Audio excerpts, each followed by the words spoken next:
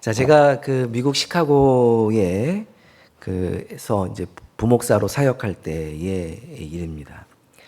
제가 이제 언젠가 한번 좀 나눈 이야기이기도 한데요. 심한 자폐성 장애를 가지고 있는 그 부모가, 특별히 이제 엄마가, 그 장애 아이를 가지고 있는 엄마가 교회를 나오지 않았습니다. 그 아들의 심한 도전적 행동이라고 하죠. 뭐 우리는 흔히 문제 행동, 돌출 행동 그렇게 이제 이야기를 하는데, 업계에서는 도전적 행동 이제 그렇게 표현을 합니다. 이 도전적 행동으로 인해서 다른 교인들에게 피해가 가니까 교회에 나가 예배를 드리기가 매우 곤란했던 것입니다. 당시 담임 목사님은 그 가정을 위해서 그 없는 살림에 결단을 내렸습니다. 부모에게 아이를 전담할 특수 교사를 고용해서 아이를 잘 돌보아 줄 테니 안심하고 교회에 나오라고 했고, 교회는 매주 그 특수교사에게 아이를 90분간 케어하는데 매주에 300불이라고 하는 돈을 지불하기로 했습니다. 그 교회가 작은 교회는 아니었지만 매주 뭐 1시간 반에 300불을 지불한다라고 하는 것은 그때가 벌써 15년 전쯤 되는 것 같은데요. 교회 입장에서 봤을 때는 이제 큰 결단이 아닐 수 없었습니다. 부모는 아이를 데리고 교회에 나오기 시작했고, 아이는 새로운 상황에 잘 적응하는 것처럼 보였습니다. 그런데 3개월쯤 지났을 때에 주일학교를 담당하던 전도사님이 저를 찾아왔습니다. 주일학교에 난리가 났다. 이제 이 일을 어떻게 수습해야 될지 모르겠다. 이렇게 말씀하시면서 상담을 요청한 것입니다. 최근에 주일학교에 그 자폐성 장애를 가지고 있는 아이의 케어와 관련해서 교사들의 불만이 이만저만이 아니었다라고 이야기하면서, 교사들의 이제 이야기는 교회에서 큰 돈을 주고 특수교사를 고용해서 아이를 돌보게 했으니 앞으로 아이가 변화되어서 편안하게 예배를 드릴 수 있을 것이라고 기대를 했다는 것입니다. 그런데 현실은 그렇지 않았습니다. 아이는 여전히 고성을 지르고 이리저리 뛰어다니는데 특수교사는 아이를 변화시키기는커녕 제대로 제어조차 못하고 있었던 것입니다.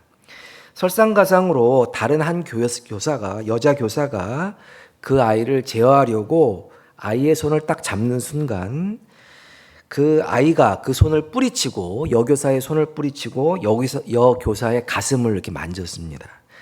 그래서 이제 이에 이제 교사가 분노를 했겠죠. 이게 성추행이다. 이제 이렇게 돼서 아이의 뺨을 때리는 또 이 상황이 이제 벌어지게 된 것이죠. 일단 이제 그날 벌어진 그 사건은 부모와 여자 교사의 원만한 합의로 사태는 일단락이 되었습니다. 그러나 그 뒤에도 그 아이의 문제를 놓고 갑론을박이 교회 안에서 이제 진행되고 있었던 것입니다. 얘기의 핵심은 아이를 교회에 나오지 못하게 하든지 아니면 아이를 효과적으로 제어할 수 있는 능력 있는 특수교사를 데리고 오든지 뭐 어떻게 해야지 이 상태로 어떻게 우리가 예배를 드리냐, 뭐 이제 이런 이야기였습니다. 이러한 상황을 두고 제가 교육자 회의에서 이런 이야기를 했던 기억이 있습니다. 사실 우리가 이제 특수교사를 고용해서 이제 아이를 잘 케어하려고 이제 했잖아요. 근데 이 일의 시작, 그리고 이 일을 시작하게 된 전제 조건이 잘못되어 있었던 것 같습니다. 그 아이가 교회에 나와서 함께 예배를 드릴 수 있으려면 특수교사 교육을 통해 누가 먼저 변화가 돼야 돼요? 제 생각은 교인들이 먼저 변화가 되어야 된다고 생각을 했는데, 이게 이제 일반적으로 그 당시에 사람들은 특수교사의 교육을 통해 자폐아의 특성을 이해하고 그와 함께 예배를 드릴 수 있도록 교인들이 먼저 변화되는 것이 이제 필요했는데, 우리들은 오히려 특수교사를 통해서 그 아이를 제어하고 변화시키려는 데 초점을 두었다라고 하는 것입니다.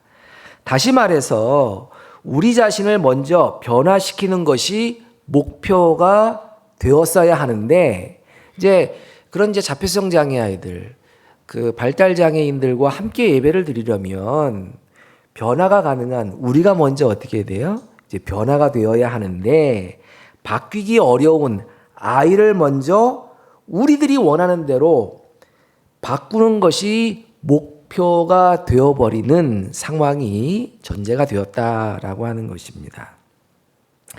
그래서 저는 이런 얘기를 했어요. 하나님이 이 아동을 우리에게 주신 목적은 이 아이를 통해 우리의 생각과 행동을 바꾸려고 하는 것이 아니었나라고 생각합니다라고 제가 이제 그렇게 얘기를 했어요. 그러니까 이제 우리들은 특수교사를 세우면 그 특수교사가 그 아이를 잘 제어해서 이제 그 아이가 변화될 것이다라고 생각할 수 있지만 그게 잘못됐다라고 하는 거예요.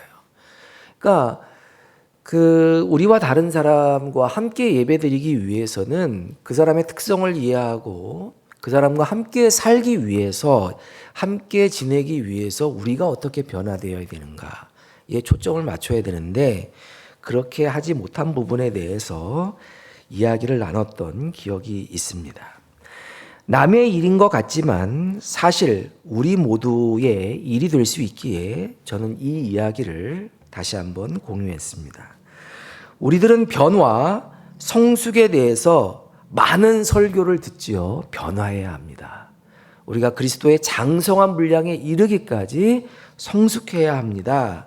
라고 많은 설교를 듣고, 또 우리가 여러 학습의 과정을 통해서, 훈련의 과정을 통해서 이 변화에 대해서 관심을 보이는 것 같지만, 사실 들여다보면 자기 자신의 변화보다는 다른 사람의 변화에 더 많은 관심을 두고 있는 것이 아닌가 생각을 해보게 됩니다. 부모가 자식에게 교육의 이름으로 돈을 쓰고 공을 들이는 이유도 사실 따지고 보면 부모의 바람대로 자식이 어떻게 돼요? 변화되기를 바라는 마음에서 그토록 공을 들이는 것이 아닌가라는 생각을 지울 수가 없습니다. 부부관계도 마찬가지인 것 같아요. 부부관계의 성숙 발전의 시발점은 자기 자신의 변화에서 시작되어야 하는데, 우리는 많은 경우에 내 배우자가 이렇게 바뀌어졌으면 하는 바람 속에서 우리는 살아가고 있지 않은가 생각되어집니다. 이웃과의 관계, 직장 생활을 하면서 동료와의 관계에도 예외는 아닌 것 같습니다. 자신의 변화보다는 타인의 변화에 더 관심이 많이 있고, 기대만큼 내가 기대를 했어요. 저 사람이 내가 이렇게 하면 어떻게 해요? 저 사람이 이렇게 바뀌겠지. 내가 이만큼 투자하면 저 사람이 이렇게 바뀌겠지. 내가 이렇게 좋은 거 주고 좋은 거 먹이고 좋은 거 교육시켜주면 이렇게 바뀌겠지 라는 기대 속에서 나름대로 애를 써보지만, 기대만큼 어떻게 해요? 바뀌어야 안 바뀌어요? 사람이 잘 안 바뀌잖아요. 바뀌지 않으면 그로 인해서 실망하고 원망하고 다투다가 결국은 어떻게 해요? 서로 안 보는 지경까지 이르게 되는 것이 우리 인생의 다반사가 아닌가라는 생각을 해보게 됩니다. 왜 이렇게 바뀌지 않는 것일까? 특별히 자기 자신은 바뀌지 않으면서 왜 우리는 다른 사람의 변화만을 추구하는 것일까?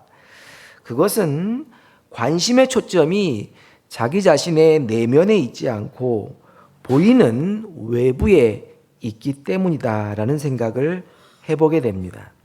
자신의 성찰보다는, 자기 자신에 대한 성찰보다는 외부의 변화에만 관심을 두고 외부 환경이 바뀌면, 내 주변에 사람이 바뀌면 내 인생이 바뀌고 내가 행복해질 수 있다라는 생각 속에 사로잡혀 있기 때문에 그러한 것은 아닌가 생각해 보는 것입니다. 자, 그렇다면 왜 우리는 우리의 내면, 우리 자신에 대한 성찰, 그리고 변화에 대한 관심을 보이지 못하고 있는가? 그것은 하나님과의 만남, 그리고 전능하신 우리 하나님과의 인격적인 교제의 시간이 전무 또는 부족하기 때문이 아닌가 생각을 해보게 됩니다. 우리에게 다가와 우리의 밝은 빛으로 우리의 속사람을 비추시며 우리에게 말씀하시는 하나님을 만나 인격적인 교제를 깊이 갖지 못하기 때문에 우리 내면에 우리 자신의 변화에 대해서 게을러지는 것이 아닌가 생각한다는 것입니다.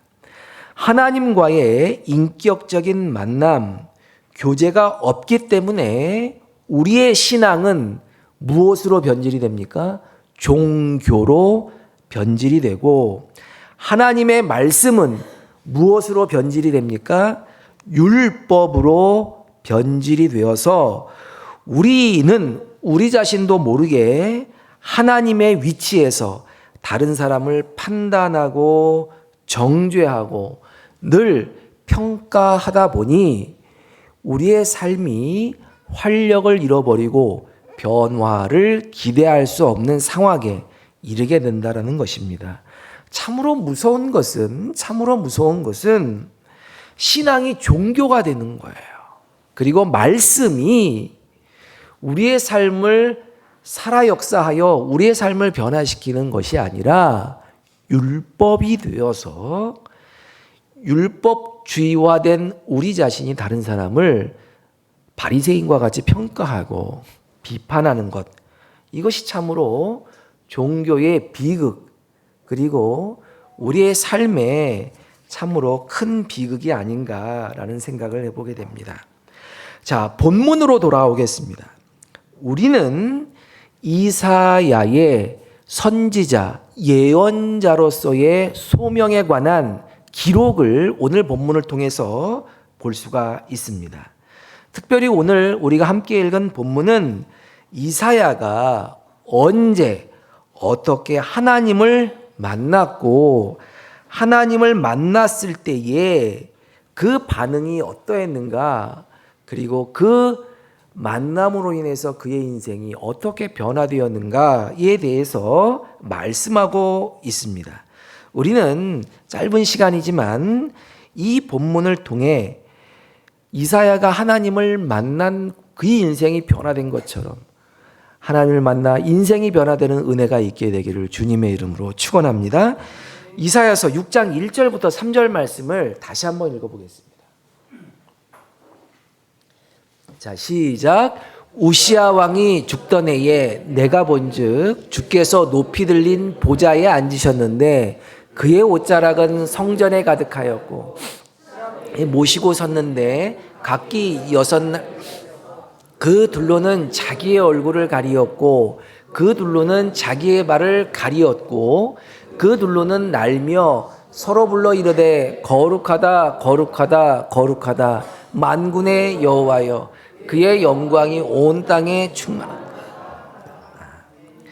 자, 오늘 본문은 이사야서 6장 1절 말씀에 이사야가 하나님을 전격적으로 만나 하나님의 부르심을 받은 시기가 언제라고 이야기하고 있습니까?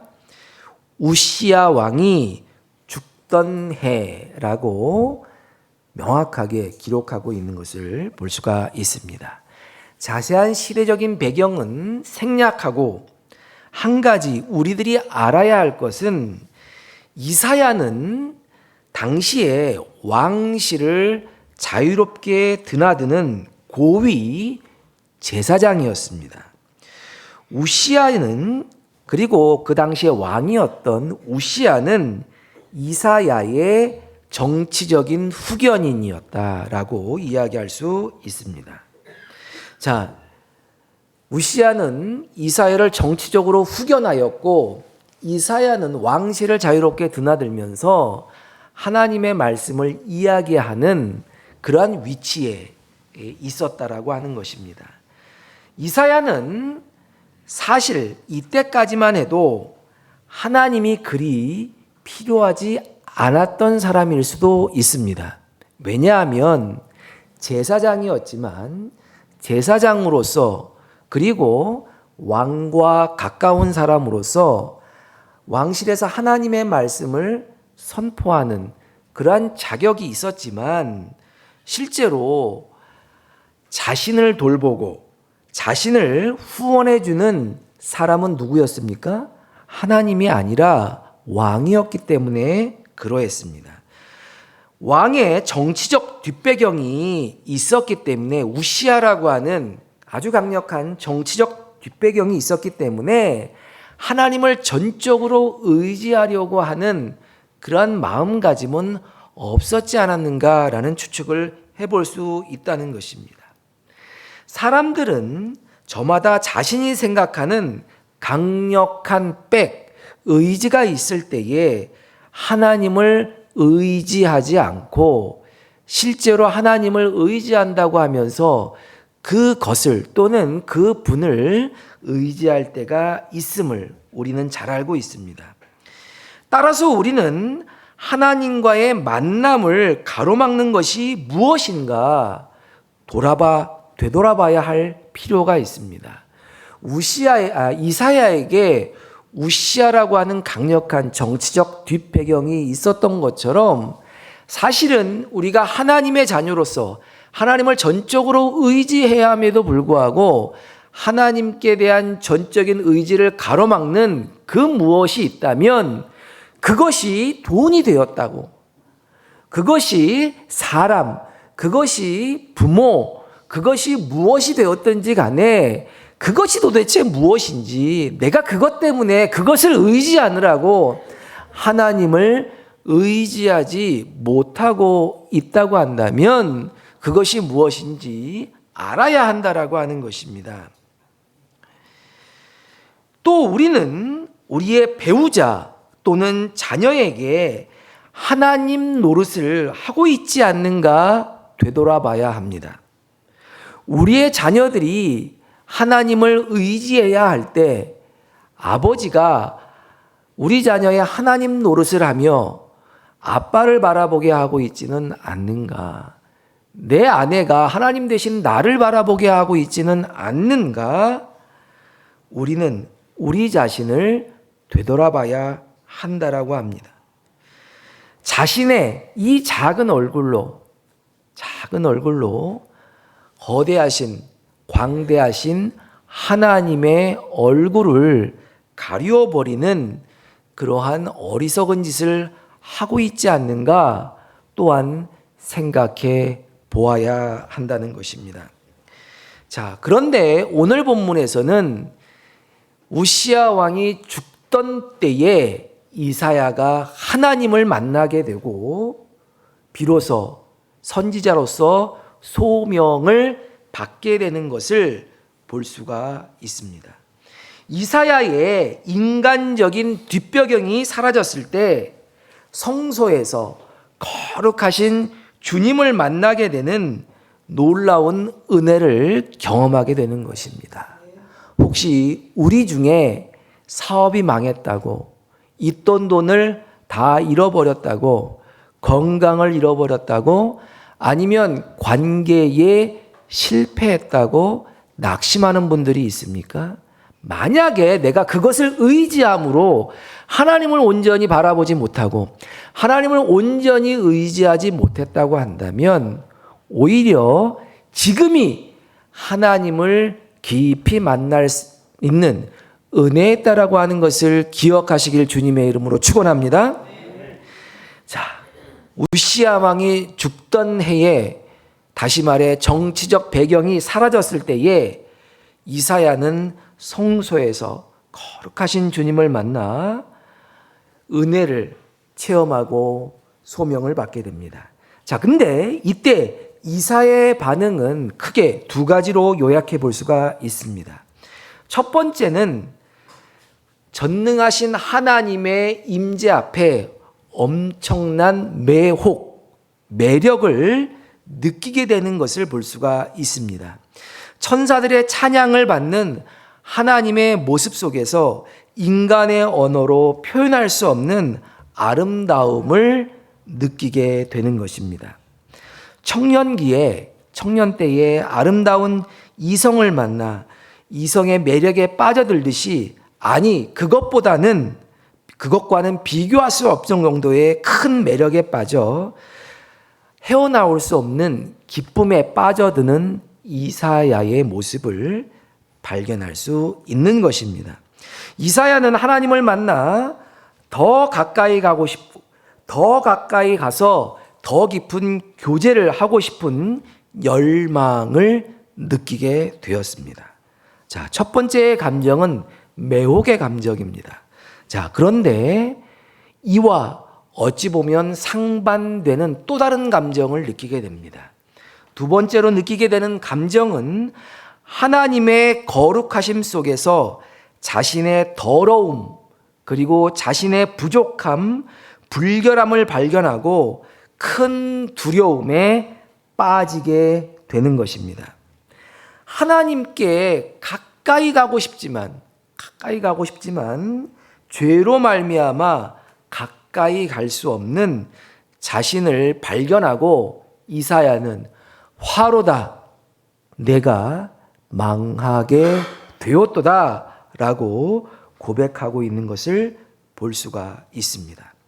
강렬한 햇빛에 노출된 벌레나 세균들이 견딜 수 없는 큰 고통을 느끼듯이 햇빛보다 밝은 주님을 만난 이사야는 하나님 앞에서 자신이 철저하게 죄인임을, 참으로 보잘것없는 더러운 존재임을 깨닫게 됩니다.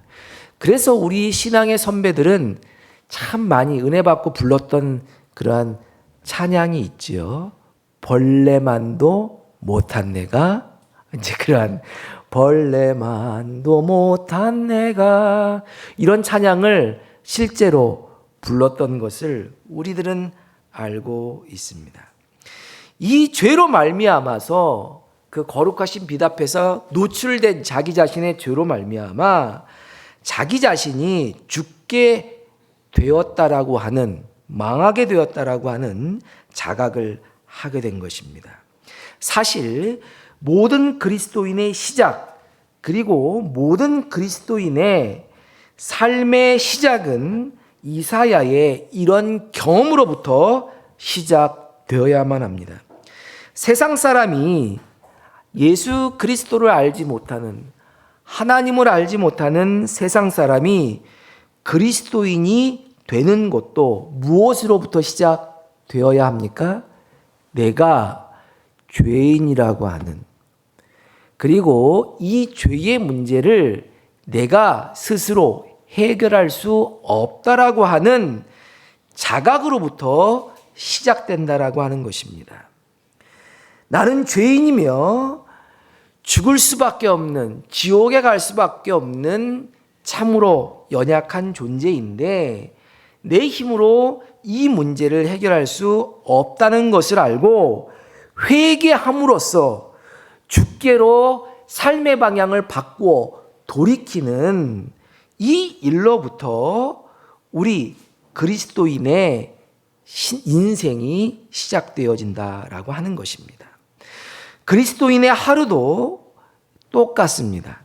자신의 힘으로 오늘 하루도 나에게 주어진 인생을 살 수 없으며 세상의 변화는, 자기 주변의 변화는 자기 힘으로 이게 할 수 없다라고 하는 것을 이제 알고 깨달으면서부터 시작되어진다라고 하는 것입니다.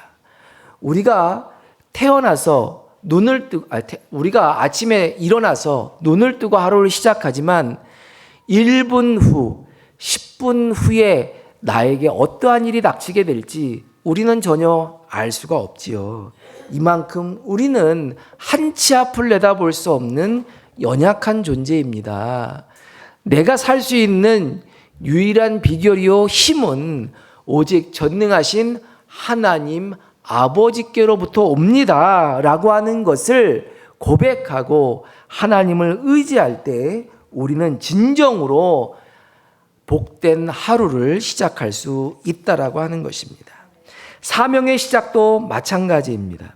우리는 우리에게 주어진 임무가 먼저라고 생각되어질 때가 있지만 이것이 먼저가 아니라 우리 자신의 부족함을 보고 자신의 죄악을 보는 것이 먼저 되어야 한다는 것입니다. 따라서 나를 의지하는 것이 아니라 하나님을 의지하는 나를 의지하는 나가 아니라 하나님을 의지하는 나로 변화되는 것이 먼저 이루어져야 사역도 시작할 수 있다는 것입니다. 그리스도인으로서의 인생의 시작, 그리고 오늘 하루의 시작, 그리고 사명을 감당하는 우리 사명자로서의 시작도 다 마찬가지로 우리 자신의 부족함을, 우리 자신의 죄악을 깨닫고 이 모든 도움이 하나님으로부터 온다라고 하는 것을 깨닫고 우리 스스로가 변화될 때에 이러한 시작이 제대로 이루어질 수 있음을 우리는 기억해야만 합니다. 우리 그리스도인은 햇볕보다 더 밝은 주님과의 만남 속에서 자신의 죄악을 발견하고 회개하여 깨끗게 되는 은혜를 경험해야만 하는 것입니다. 젊을 때에는 세상을 바꾸려고 합니다.